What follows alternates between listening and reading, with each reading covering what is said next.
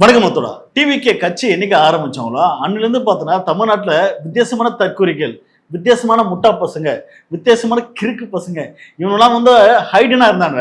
அண்ணன் எப்ப கட்சி ஆரம்பிச்சாரோ அப்பதான் பார்த்தோன்னா எல்லாரும் வெளியே வர ஆரம்பிச்சாங்க. எப்படி அண்ணனுக்கு சப்போர்ட் பண்ற நோக்கத்துல நிறைய தற்கொலைகள் கூட வந்தாங்க. அது நிறைய பேர் பார்த்துருப்பீங்க. ஏங்க என் புருஷனோட எனக்கு விஜய் தாங்க பிடிக்கும், ஏங்க நான் பொண்டாட்டிய கூட போவோங்க அப்படின்னு சில வித்தியாசமான விதவிதமான தற்கொலை பார்த்துருப்பீங்க. அதுல ஒரு தற்கொலை ஒரு படி மேல போயிட்டு, ஏங்க அவர் மக்கள் பணத்தை எடுத்து கொடுக்குன்னு சொல்லல, தான் பாக்கெட்ல இருந்த பணத்தை அவர் அள்ளி கொடுக்குன்னு சொல்லிக்கிறாருங்க. அவர் விட்ட மேனிஃபெஸ்டோ பாத்தீங்களா? செம்ம இம்ப்ரெஸ் ஆயிட்டேனா. இது வரைக்கும் யாருமே எல்லாம் பாருங்க, நான் 8000 ரூபாய் கூப்பன் தரேன், நான் 10,000 ரூபாய் தரேன் தான் சொன்னாங்க. அதெல்லாம் அந்த சீனே கிடையாது. விஜய் கூட 2500 நான் கொடுக்கறேன் உதவிக்காக அப்படின்னு. ஆமா, நீங்க தப்பா ஆனா அவர் என்ன தெரியுமா சொல்றாரு? மக்கள் பணத்துல இருந்து கொடுப்பேன்னு சொல்லல, ஏன் பணம், நான் ஏன் பணத்தை தரேன், மக்கள் பணம் எனக்கு தேவையே கிடையாதுன்னுட்டாரு அவரு. அவர்தான் அதுக்கு போறங்க ஓட்ட அப்படின்னு சில தற்கொலை வீடியோ பிடிச்சிருமா, அதை உண்மைன்னு நம்பிட்டு இன்னும் சில தற்கொலைன்னு பார்த்தோன்னா, ஆமா அக்கா சொன்ன மாரி நம்ம விஜய் சார் பார்த்தோன்னா தமிழ்நாட்டு மக்களுக்கு தான் உழைச்சி சம்பாரிச்ச, சினிமால சம்பாரிச்ச, சேர்த்து வச்ச பணத்தை தான் இன்னைக்கு மக்களுக்கு வாரி வழங்குறாரு. ஆஹா என்ன ஒரு தாராள மனசு அப்படின்னு நம்பிட்டு இருக்கிற இந்த கூறுகட்ட தற்கொலை இருக்கு தெரியுமா, அதுல தேர்ந்தெடுத்த 2 தற்கொலை நான் எடுத்துட்டு வந்துக்கிறேன். ஸோ அதுல அந்த தற்கொலை என்ன மாதிரிலாம் பர்ஃபார்ம் பண்ணி எப்படிலாம் முட்டாள்தனமா பேசியிருக்கின்றது இந்த வீடியோல பார்க்கலாம். வாங்க வீடியோக்குள்ள போவோம். தேர்ந்தெடுக்கப்பட்ட தற்கொலையில அதுல முதல் தற்கொலை நம்ம அக்கா பாருங்க அந்த வீடியோவை. சேர்த்து வச்ச சொத்து எதுக்கு? மக்கள் செய்யறதுக்காக தான் அவர் அந்த ஆட்சிக்கு வந்திருக்காரு. சரிங்க, இன்னொருக்குமே அவரோட பணத்தை தான் எல்லாருமே செஞ்சிருக்காரு தவிர வேற எந்த ஒரு பணத்தையும் ஏமாத்தியோ இல்ல திருட்டு வேலை செஞ்சோ இல்ல ஊழல் பண்ணி எதுவுமே பண்ணி இன்ன வரைக்குமே அவர் எங்களுக்கு கொடுத்தது கிடையாது. அவர் கஷ்டப்பட்டு பிலிம்ல சம்பாதிச்ச சம்பாத்தியத்தை மட்டும்தான் இப்ப எங்களுக்காக செய்யறாரு. ஆமா, சொந்த பணம் தான். இப்ப எப்படி 100 நாள் கஜானா ஃபில் பண்ண முடியும்? கரெக்டா தப்பா? 100 நாள் யாராலையும் கஜானா ஃபில் பண்ண முடியாது. அப்படி இருக்கும்போது அவரோட சொந்த பணத்தை தான் நமக்கு செய்யறாரு. இது வரைக்கும் அவரோட பைசா தொடரல. அம்மா மேல சத்தியமாங்க. ஆமாண்ணா, யாரால செய்ய முடியும்? இது வரைக்கும் எந்த கட்சியாச்சும் அவங்க லேண்ட் எடுத்து மக்களுக்கு செஞ்சாங்க சொல்லுங்க பாக்கலாம். யாராலுமே சொல்ல முடியாது. இதுக்கு முன்னாடி அந்த ஸ்டாலின் சரி, அதுக்கு முன்னாடி இந்த ஜெயலலிதாவும் சரி, மக்களோட பணத்தை தான் மக்களுக்கு செஞ்சாங்க. யாரும் அவங்க சொந்த காசை செய்யல. லேண்ட் எடுத்ததோ மகளிர் உரிமை தொகை 1000 ரூபாய் கொடுத்திருக்காரு. அப்புறம் பெண்களுக்கு சிறப்பு பாதுகாப்பு படை அதை செஞ்சிருக்காரு. அதை தாண்டி இப்ப போலீஸ்க்கு புதுசா ஒரு வண்டி விட்டுருக்காரு. அது போக 3 சிலிண்டர் கொடுக்குறாரு. இதெல்லாம் எப்படி பண்ண முடியும்?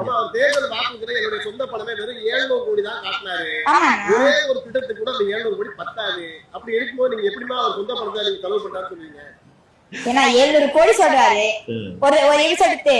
ஒரு குடும்பத்துக்கு ஒரு எபிசோட் கிட்டத்தட்ட ஒரு கோடி எடுத்துக்கோங்க. 1 கோடி கூட அவரோட சரிண்ணா. தாய்நாமன் தங்கம் முதல்ல அழைச்சாரு பாத்தீங்களா, அதுக்கே இப்படி இருக்கும்போது அவருக்கு இருக்கிறது 700 கோடி. 700 கோடி 400 கோடி செலவு பண்றாரு. அவரோட சொந்த பணத்தை தான் 400 கோடி கூட செலவு பண்றாரு. கொஞ்சம் எப்படி சொல்ல, கொஞ்சம் வரி பணமா இருக்கும். இது வரைக்கும் எந்த கட்சியுமே சொந்த பணத்தை யாருமே செலவு பண்ணல. அப்படி இருக்கும்போது அவர் செலவு பண்ணிருக்காரு. இடத்த வித்தோ இல்ல அவரோட இன்கம் வச்சோ எல்லாத்தையும் வச்சுதான் எங்களுக்கு செஞ்சிருக்காரு. இப்ப இடத்த விட்டு தளபதி உங்களுக்கு செஞ்ச இடம் ஒரு திட்டம் சொல்லுங்க. பெண்களுக்கு உரிமை தொகை கொடுத்திருக்காரு 1000 ரூபாய். அது போதாதா? பெண்களுக்கு உரிமை தொகை கொடுத்திருக்காரு, அது போதாதா? ஏய் யாரடா ஏமாத்த பாக்குறீங்க? தற்கொலைகளை மட்டும் ஏமாத்த முடியாது. டேய் டெல்லி வரைக்கும் பேசுவோம். இதை வச்சு நாங்க ரீல்ஸ் போட்டு பெண்களுக்கு 1000 ரூபாய் உரிமை தொகை கொண்டு வந்தாரு விஜய். யாரோட பணத்துல இருந்து? தான் சொந்த பணத்துல இருந்து 700 கோடி சம்பாரிச்சு, வெறும் 700 கோடி சம்பாரிச்சு அதுல 4000 கோடி மதிப்புள்ள 1000 ரூபாய் கொடுத்துட்டாரு. ஐயோ, ஆனா அந்த கேள்வி கேட்கிறாரு தெரியுமா, ஏமா உங்க அண்ணனோட சொத்து மதிப்பே பார்த்தோன்னா 700 கோடி தான்மா. அவர் பண்ற திட்டங்கள்லாம் பார்த்தோன்னா கோடி கணக்கில் போகுமா, 4000 கோடி 5000 கோடி மாமா. ஏங்க அதெல்லாம் இல்லைங்க, 1 கோடி கொடுத்தா கூட போதுங்க. அப்ப என்ன கணக்கு என்ன மேக்ஸ் கூட தெரியாம இதை சொல்றது என்னன்னா, இதை சொல்லி நம்ம அசிங்கப்படுத்தலாம், கேவலப்படுத்தலாம், நாரடிக்கலாம், என்ன வேணா பண்ணலாம். ஆனா பார்க்கும்போது பாவமா தாங்க இருக்கு, தற்கொலையா இருக்குங்க. இதனாலதாங்க நம்ம சொல்றேன், டிவிக்கு கட்சிக்காரன் எல்லாரும் பார்த்தா தற்கொலை பயிலா இருக்கா, முட்டா பயிலா இருக்கிறாங்க. என்ன காரணம்? இதை நம்புது பாத்தீங்களா? அன்னைக்கு ஒரு பொண்ணு அந்த வீடியோ போட்டுச்சிருமா, அந்த வீடியோக்கு எதிர்த்து எவனா அணில் 4 வீடியோ போட்டிருந்தா அந்த பசங்களுக்கு ஒரு அறிவு வந்திருக்கும். ஆமா அது பொய்யான வீடியோ, தப்பான வீடியோ, அந்த பொண்ணு தப்பா சொல்லியிருக்குன்ட்டு. ஆனா அன்னைக்கு அந்த பொண்ணு பசங்க வீடியோ பார்த்தோன்னா மில்லியன் கணக்குல போச்சு. அப்ப அந்த பார்த்த வீடியோஸ் ஃபாலோவர்ஸ் எல்லாம் அந்த அரசியல் பத்தி தெரியாம அறியாமல் இருக்கிற பசங்களாம் பார்த்துட்டு ஆமாண்டா விஜய் சார் பார்த்தோன்னா உண்மையாவே தான் காசு தான் எடுத்து கொடுத்து மக்களுக்கு வந்து ஹெல்ப் பண்றாரு பொழுது அந்த பொண்ணே பேசுதுல, அந்த பொண்ணு ஃபேமஸ் ஆனவங்கடா, அப்ப அவங்க பேசுறதுலாம் உண்மைதான்டா அப்படின்னு எவ்வளவு அரசியல் தெரியாத குழந்தைங்க வந்து நம்புவாங்க தெரியுமா? அதுல நம்பப்பட்ட பொண்ணு தான் இந்த பொண்ணு. இன்னைக்கு வந்து ஆட்சி அமைச்சார் விஜய், இன்னைக்கு வந்து இந்த மாதிரி பேசிக்குது. இது என்ன பண்ணணும், அப்படியே ஷார்ட்ஸா கட் பண்ணி இந்த ரூட் மாஃபியா என்ன பண்ணணும், வாட்ஸ்அப்ல ஷேர் பண்ணணும். ஷேர் பண்ணி இன்னும் அந்த பசங்களை முட்டாளாக்கிட்டே இருக்கணும். பாத்தியா இந்த பொண்ணு கூட பேட்டி கொடுத்துருக்கு, பாத்தியா விஜய் சார் சொந்த படம் தான் எடுத்து தராரு, அவருக்கு சொத்து இருக்கு, நிறைய லேண்ட் இருக்கு, அவர் வித்து கொடுக்குறாரு, எந்த கட்சிக்காரரும் தரல, இவரு தராரு அப்படின்னு எப்படி வந்து நம்ப வைக்கிறான்னு தெரியுமா? அந்த அளவுக்கு பார்த்தோன்னா இந்த பொண்ணை பார்க்கும்போது அவ்வளவு பாவமா இருக்கு.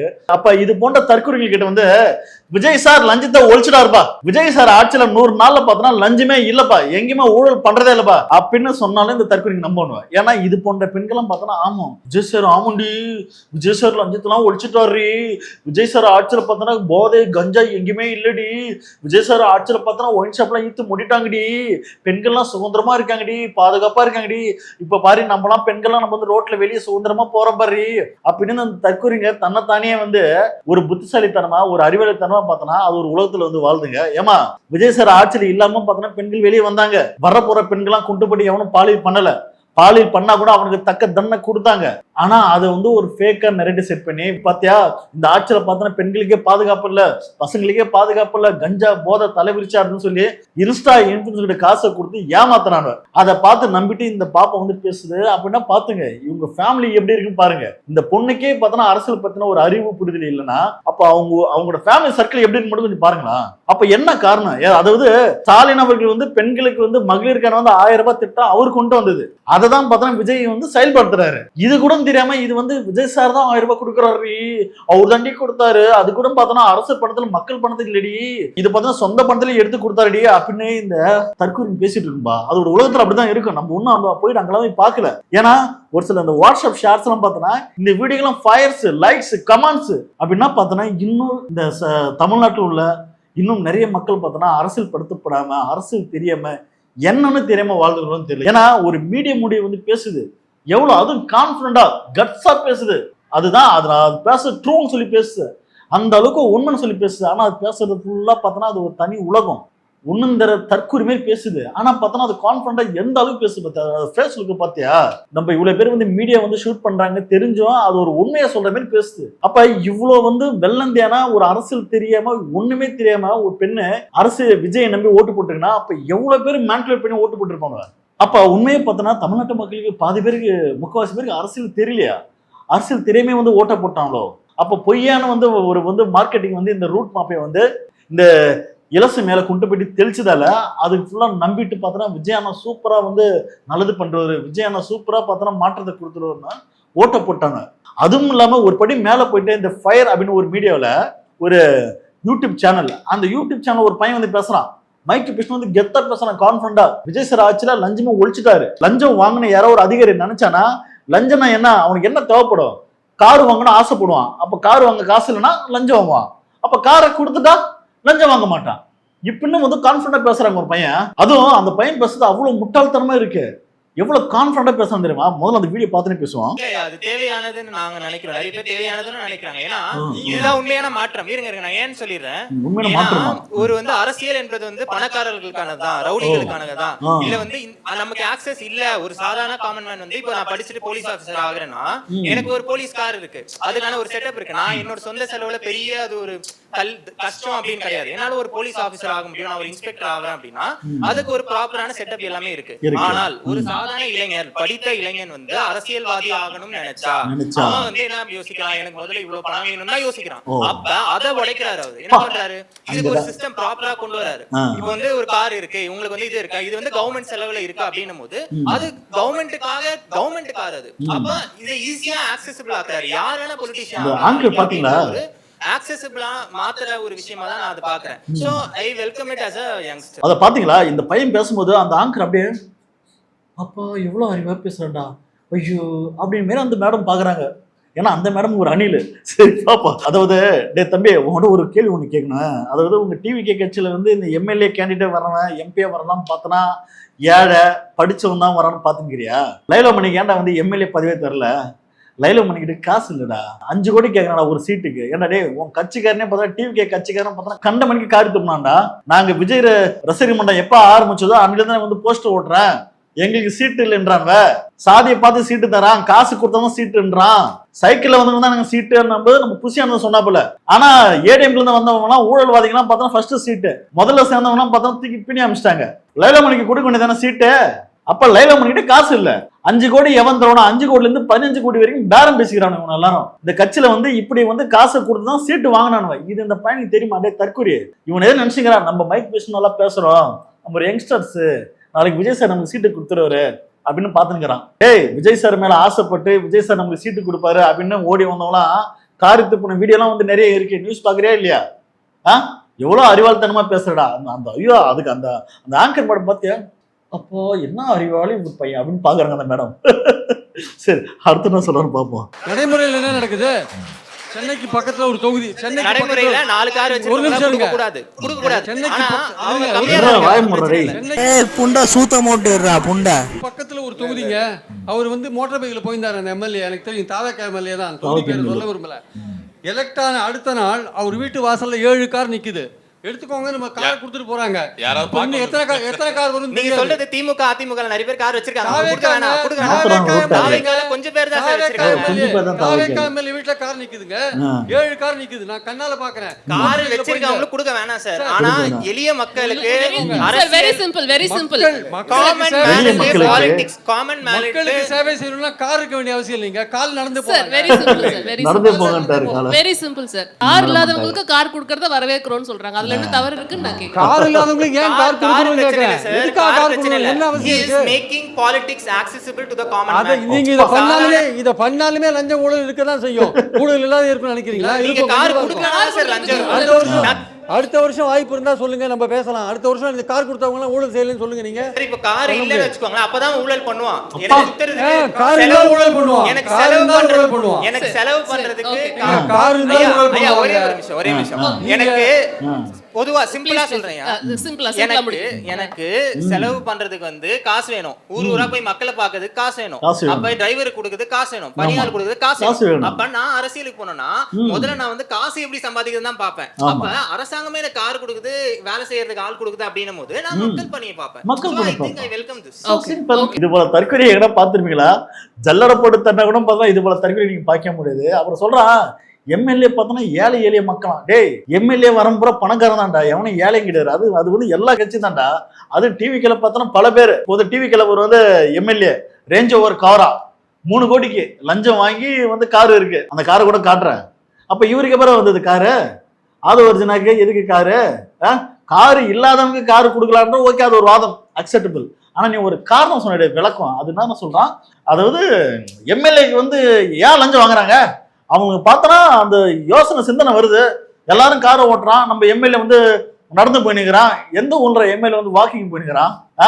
அன்னைக்கு ஒருத்தர் பேசினாரு அசம்பிளியில வந்து, சார் நான் இன்னும் பார்த்தோன்னா ஆட்டோல தான் சார் வரேன், ட்ரெயின்ல தான் சார் வரேன். ஏன்னா நான் ட்ரெயின்ல தான் வரேன். அங்கிருந்து இங்க உள்ள ஆட்டோல உள்ள வரும்போதெல்லாம் ஒவ்வொரு தடவையும் காவலர் பணியாளர்கள்லாம் கேட்பாங்க, யார் நீங்க?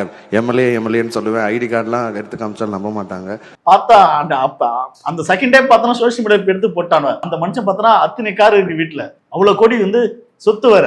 இதுல வேற கேள்வி கேட்கும்போது மீடியா பர்சன் வந்து கேட்கறாங்க, யோ ஏன் இப்படிலாம் வந்து வாய்க்கு வந்து அடிச்சு வர என்ன கேட்டேன். இல்லைங்க நான் ட்ரெயின்ல வரேன், நான் லாங்ல தான் வரேன், அதெல்லாம் ட்ரெயின்ல வரேன். ஏன்னா உன் கம்ஃபர்டபுள் உங்க சொகுசுக்கு வரதெல்லாம் வந்து ட்ரெயின்ல வரணும் சொல்லி இது பண்ணுவீங்களா? அப்ப அந்த மாதிரி எல்லாம் மீடியா பர்சன்லாம் காரி துப்புறாங்க. இப்ப அந்த பையனோட மேட்டருக்கு வருவான். அதாவது எம்எல்ஏ பார்த்தோன்னா ஏழையா இருக்காங்க, அவனோட கனவு பார்த்தோன்னா கார் வாங்குறதுதான். ஸோ காரை கொடுத்துட்டு அதுக்கு பெட்ரோல் போடணும், அப்போ வந்து அதுக்கு காசு இல்லை, அதனால என்ன பண்ணுவான், லஞ்சம் வாங்குவான். ஸோ காசு கொடுத்துரு. அதுக்கு டிரைவரு அவனுக்கு சம்பளத்தை கொடுக்கணும், ஸோ அதனால என்ன பண்ணுவான், லஞ்சம் வாங்குவான். அவனுக்கு நீ காசு கொடுத்துரு. சரி அவனுக்கு வீடு கட்டுற ஆசை இருந்துச்சுன்னா அப்போ லஞ்சம் வாங்குவோம்ல. ஸோ பக்கத்து வீடெல்லாம் பார்ப்பான்.